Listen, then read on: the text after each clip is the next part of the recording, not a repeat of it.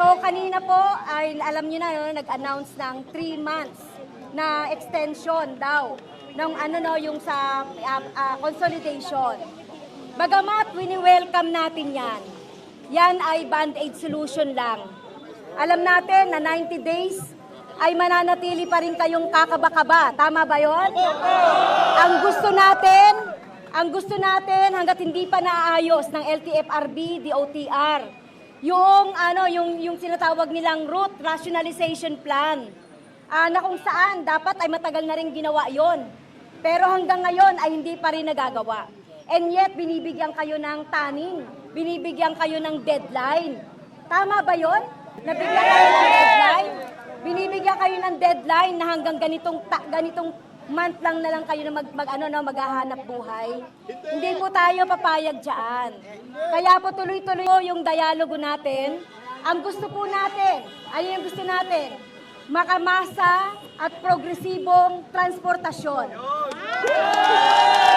Ano po yung ibig sabihin nito? Galangin ng gobyerno ang karapatan ng bawat isa sa hanap buhay.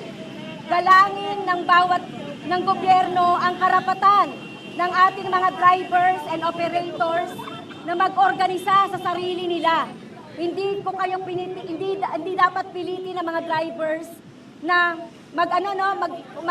magsumapi sa mga kooperatiba na hindi naman nila gusto. Tama ba yun? Mag-organisa tayo ng sarili natin, hawakan yung sariling prangkisa, dahil ito yung ating katibayan na tayo ay makakapaghanap buhay. Okay? At hindi magugutom yung ating pamilya.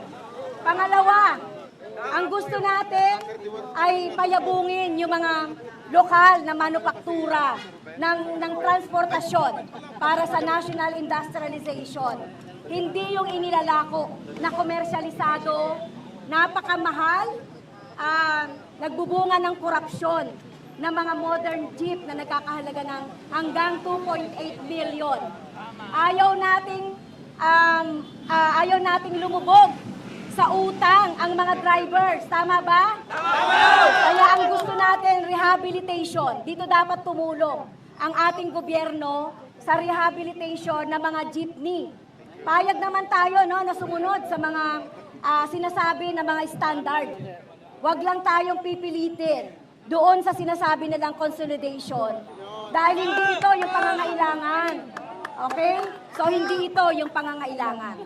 Kaya po tuloy-tuloy po tayo nakikilos dahil itong extension na ito ay hindi naman ito talaga yung ating yung ating panawagan.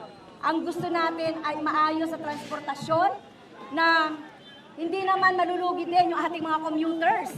Kasi sa nangyayari ngayon na programa ng gobyerno, tataas yung pamasahe. Gusto ba natin yon? So, hindi natin gusto yung hindi affordable na pamasahe sa ating mga commuters.